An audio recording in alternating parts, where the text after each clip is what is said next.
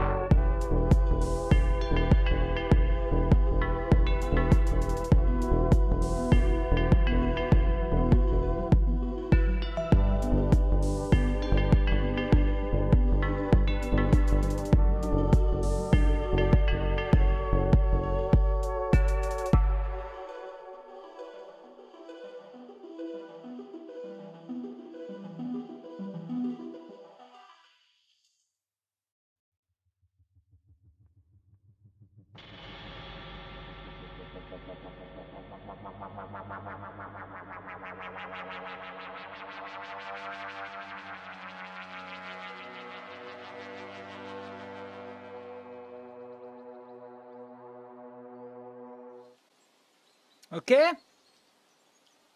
Ok. Ça va? Vous êtes dans le truc là? Bon. Alors, on va refaire cette fois un autre dessin. Mais avant de faire ça, vous m'écrivez 1 sur le dessin que vous venez de faire. On s'en fout de la qualité, on s'en fout de... Et vous me faites... Eh ben oui les cocos.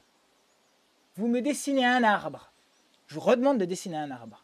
Mais, vous l'avez bien compris, tout sauf un sapin.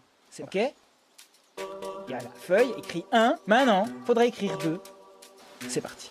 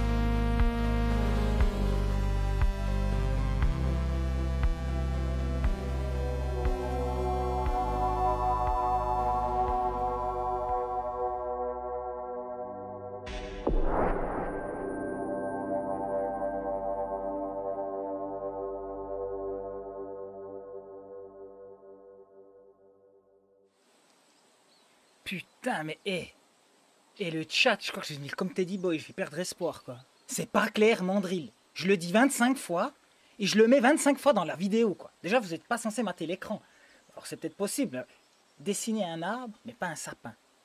C'est pas... Je vous embarque pas, c'est le cas de le dire, dans un truc complexe, ou bien? Je suis... Des fois, je me rends compte que c'est compliqué. Voilà, hein? On est dans le thème, là. Bon. Ah, mon Dieu. Alors, les amis, allez, je me calme. Ouais, alors c'est pas du tout un truc franc-mac, hein, mon machin m'a dit, hey, c'est quoi que tu portes? Mais non, c'est un petit pull style que j'avais chopé à Bruxelles, bref. Je suis dépité. On va essayer de monter le niveau après en analysant les dessins. Alors, vous avez écrit 2, hein? C'est bon, ça, c'est pas trop compliqué? Bon, je suis méchant. Alors, vous avez écrit 2. Et maintenant, les amis, pas mal cette petite ambiance d'arbre. On pourrait même encore mettre encore plus l'ambiance forêt, là. Maintenant, les amis, dessinez votre arbre de rêve. C'est-à-dire celui que vous trouvez le plus beau ou que vous souhaiterez planter dans votre jardin ou qui évoque pour vous un souvenir, un truc intéressant ou un arbre de pure imagination à votre gré. J'ai vu, ouais, des trucs à la Dali, machin. Bon. Tout ce que je vous demande, faites ce que vous voulez. Là, c'est arbre free. Imagination. Imagination. Tu fais le lien avec l'homélie que j'ai fait le live passé sur l'imagination avec Gilbert Durand. Bon. On va voir comment les Occidentaux, ils se décrassent un peu de leur carcan, là, puis de leur schéma. Donc les amis, vous allez me dessiner un arbre imaginaire. Un arbre, comme on... Ouais. Un arbre fantastique. Puis vous allez m'écrire 3. Puis on va écouter la 3e track de Ravaillac à vos crayons. Je vous aime, peace.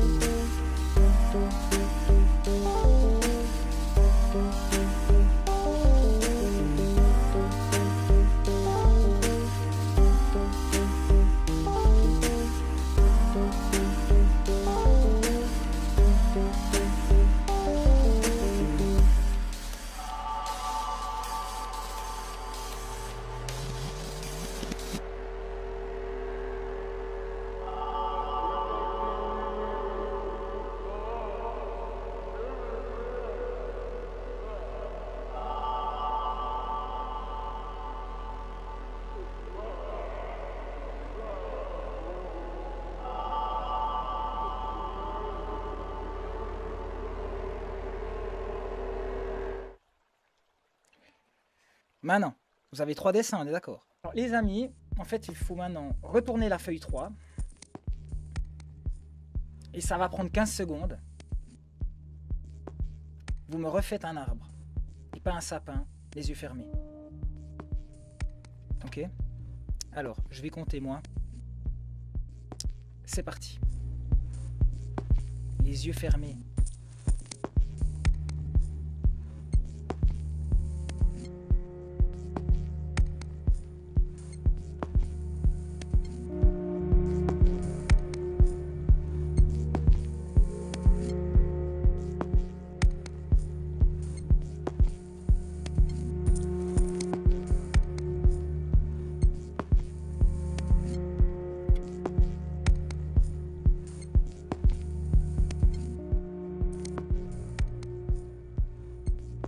Voilà, j'ai fait même un petit peu plus long pour être sûr que voilà. Généralement les yeux fermés, c'est assez rigolo, c'est assez les horreurs de la guerre. Hein.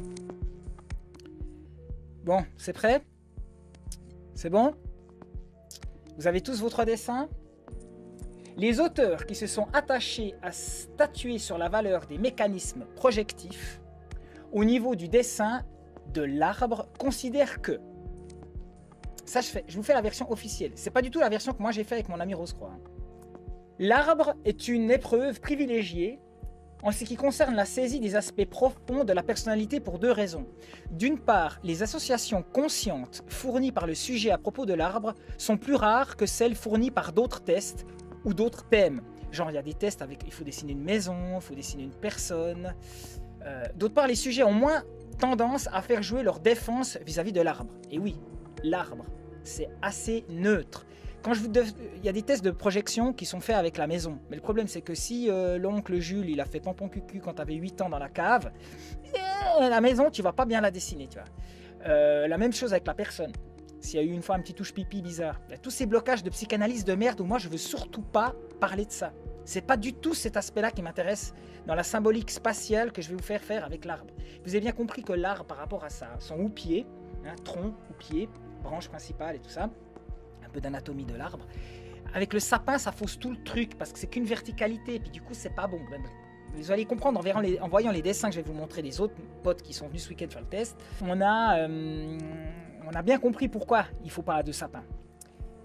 Et puis bon, l'arbre, à part si une fois dans des rares cas, un petit gamin qui se balade, il voit son père crever avec une branche qui lui tombe sur la gueule, à part ce traumatisme-là, l'arbre reste relativement neutre pour laisser passer le subconscient. Dans chaque détail, le dessin d'arbre porte la marque de la vie émotionnelle du sujet. Il semble mettre en évidence des sentiments et des attitudes du moi plus durables et plus profonds. Vous allez voir, je vais revenir là-dessus. La projection porte sur la conception que l'on a de soi-même, ou encore de ses attitudes ou de ses réactions vis-à-vis d'une personne déterminée, faisant partie de l'entourage proche.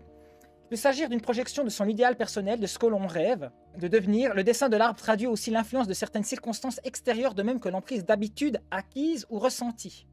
Bah oui, parce que déjà dans le test, je vous demande une fois de faire l'arbre. Vous ne saviez pas du tout ce que c'était le test. Donc vous faites un arbre. Après, je vous redemande de faire un arbre. Donc vous avez bien compris qu'il y a déjà, dans les prémices, un aspect qui est itératif, ou qui est récurrent. Et après, la troisième fois, cette fois, je vous demande après de le faire par contre hors cadre. Donc vous allez voir pourquoi ça structure comme ça. Le dessin de l'arbre est un test de projection. C'est-à-dire le sujet exprime dans son dessin autre chose de ce qu'il pense faire consciemment. Puis ça, c'était la phrase par contre que le gars m'avait dit. C'est qu'en fait, vous n'avez pas dessiné un arbre, les amis. Ça devient plus intéressant. Il se montre tel qu'il croit être, tel qu'il veut paraître, ou tel qu'il requiert la situation. Il exprime sans forcément se rendre compte des sentiments et des expressions oubliées, inconnues, agréables ou désagréables, et sa réaction est faite soit d'acceptation ou soit de refus de sa structure personnelle. Tout le monde a fait des arbres. L'aspect, racine, tronc, largeur du tronc, largeur du loupier, le fait que vous dessinez un arbre, ou certains vont dessiner une ligne d'horizon et d'autres arbres. Certains vont dessiner une feuille horizontale. C'est la même donnée. Hein. Je vous ai juste dit une phrase. Hein. C'est un arbre, pas un sapin. Enfin, deux phrases, deux notions, mais c'est le même concept. Et vous m'avez tous fait un input différent. Enfin, un output différent par rapport à mon input. Alors, ça, c'est les notes que j'avais. Le premier arbre que vous avez dessiné, les amis, c'est le moi social. C'est comment les autres nous voient. Comment, au niveau de votre relation, vous êtes avec les gens. Donc le rapport racine, ancrage, tronc, largeur, émancipation, envahissement, obscurité, ombrage. Je vais revenir sur toutes ces notions, mais là je vous dis juste les trois arbres, puis après on va définir tous les points. Okay. Donc le premier arbre, c'est vous en fait, comment vous êtes à l'heure actuelle, ou à l'heure actuelle de manière générale dans votre personnalité. Le deuxième arbre que vous avez dessiné, les amis, par rapport à toute la symbolique de la spatialité de l'arbre, toujours rapport racine, horizon, tronc, branche, feuille, éléments incursifs comme symbolique, pomme, oiseau, enfin tout ce genre de conneries, que certains n'ont peut-être pas du tout mis, que d'autres ont rempli bizarrement. Je vais vous montrer plein d'exemples, ça va être incroyable, vous allez voir. Donc le premier, c'est le moi social. Le deuxième, c'est comment on pense que les gens nous voient. Ce que nous croyons que les gens nous voient. Le troisième arbre que vous avez dessiné, les amis, c'est ce que nous sommes vraiment au final. Et puis le quatrième arbre, c'est censé être, si vous voulez, la projection de vous, ou comment vous voulez être, comment l'aspect, on va dire spirituel, moi c'est vraiment cet aspect-là qui m'intéresse dans ce test-là, au-delà du côté psychologie, terre à terre. Moi quand je l'ai fait, c'était vraiment toute la notion de construire sa verticalité entre le rapport tertiel, le milieu aérien, le besoin d'importance, l'idéalisation des feuilles, les protubérances, les enchevêtrements, tout ça s'applique à un ordre. C'est-à-dire que tu ne vas pas faire un entortillement ou une espèce d'expansion à n'importe quel numéro du dessin. Par rapport à ta personnalité, parce que certaines personnes vont faire un truc complètement torturé pour la 1 et pas le 2, et inversement. Et je vous dis, ça joue, je vous montre les exemples, c'est un truc de dingue. Et c'est pas parce que je connais bien les gens qui ont fait les dessins, c'était juste un truc de malade. Donc le premier arbre indique le comportement d'un individu placé devant une tâche inusitée, à laquelle il doit s'adapter sans avoir été préparé. Bah ouais, je vous ai dit, les gars, dessinez-moi un arbre. Le deuxième, le second arbre, est dessiné dans un contexte psychologique différent, où le sujet est familiarisé avec la tâche. Il s'agit d'effectuer une tâche connu, comme dans un milieu connu qui est proche. C'est-à-dire que c'est quelque chose de beaucoup plus simple à aborder. Le troisième arbre permet d'atteindre un niveau plus profond, celui des désirs insatisfaits envers quoi tend le sujet. Généralement là, comme par hasard, je vous avais dit d'utiliser des couleurs, là, c'est là où les mecs ils rajoutent des couleurs. C'est assez hallucinant. Je vous dis, vous pouvez mettre des couleurs, le troisième, ils mettent des couleurs. Et le quatrième arbre constitue une approche du passé vécu et ses rapports avec les situations psychologiques actuelles du sujet. Ça, c'est la version donc, du test. Premier arbre représente, vous prenez votre dessin 1. Le premier arbre représente l'attitude sociale et professionnelle du sujet. Le deuxième arbre est censé représenter le moi intime, donc comment vous voyez, comment vous croyez que les autres vous voient. Le troisième arbre représente en principe les aspirations du sujet. Et l'arbre de rêve, le troisième, évoque à la fois les désirs profonds du sujet, inavoués, les soucis, les ambitions. C'est là généralement où ça part en couille. Justement, ça fait le troisième, vous êtes habitué, puis là, vous balancez des trucs et des informations.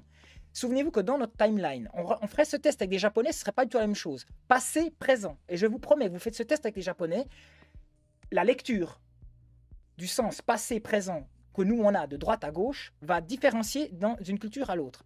C'est-à-dire que tout ce qui va partir, souvent dans le troisième arbre, tout le temps sur la droite, c'est une angoisse, ou alors une appétence, ou alors une envie par rapport au futur. Et forcément, tout ce qui part en couille à gauche, c'est toujours un blocage ou une nostalgie du passé. Il arrive que le sujet dessine des formes inauthentiques, ce qui traduit son goût d'abstraction et de fantaisie. Généralement, moi j'ai un pote, là, il m'a fait une balançoire, il m'a fait des trucs, après il a commencé à me mâcher, il a commencé à me faire des champis, des trucs qui partaient dans tous les sens. Bon. Mais ça peut être également le signe de grosses peurs. Il y a maintenant les points très importants par rapport à tout ce que je vous ai dit. La situation de l'arbre dans la page. C'est très drôle de voir des gens qui dessinent l'arbre au milieu, la plupart, mais il y a des gens qui vont commencer comme un texte, ils vont faire un petit machin en haut à gauche pour les 3 feuilles. Hein. Ou en tout cas le premier, le deuxième, tout d'un coup il switch, j'ai un exemple, c'est ça. Premier, il m'a fait un tout petit machin. Deuxième, il s'est fait un truc au milieu tout large. Puis troisième, là, il a dessiné au centre. Vraiment grand. La situation de l'arbre dans la page, position de la page, mise en page, organisation du champ graphique, dimension de l'arbre, hauteur, largeur des feuilles de l'arbre, cadrage, paysage par exemple. Est-ce que vous avez mis au deuxième un paysage ou pas? Différents types d'arbres rencontrés, chênes, peupliers, palmiers, saules pleureurs, têtards, arbres fruitiers. L'importance des racines, la base du tronc, l'articulation entre tronc-racine, la surface du tronc, est-ce qu'il y a des aspérités, est-ce qu'il y a des dégâts, est-ce qu'il y a des marques, est-ce qu'il y a des haches, est-ce qu'il y a des coups, branches, ramifications, effilements, traits, noircissement dans les branches, feuillage, couronne, frondaison à l'heure générale, intérieur du feuillage, couronne, narciscence des traits. Alors, en gros,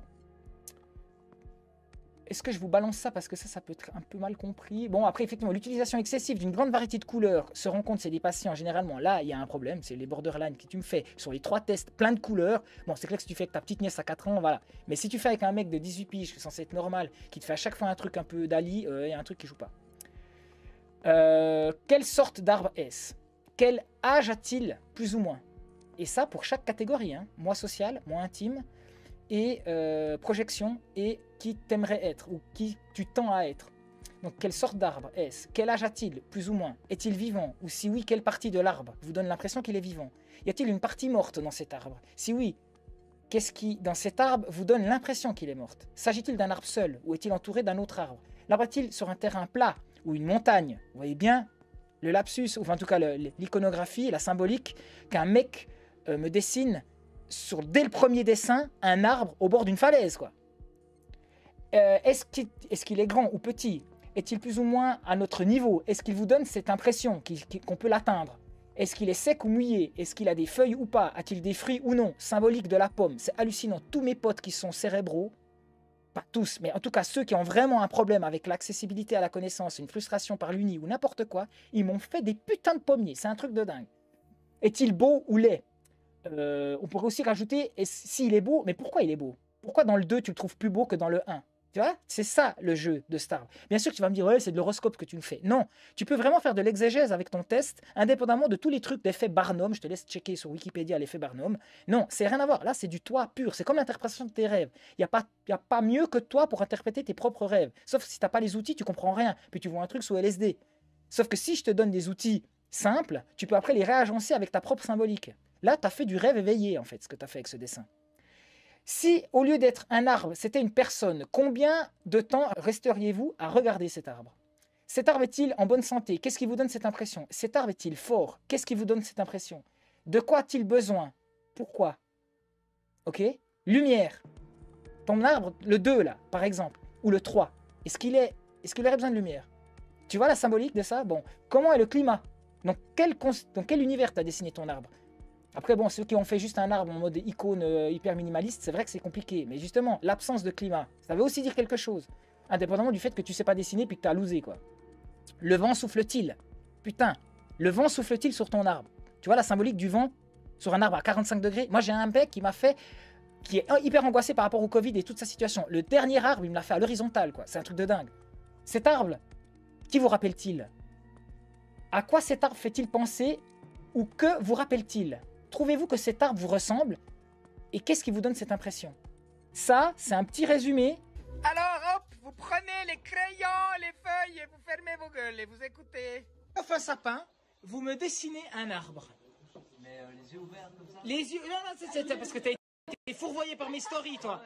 Vous dessinez un arbre. On va dessiner un arbre. Oui. Tu dessinais un arbre. Si je te dis dessiner un arbre, tu fais ce que tu veux.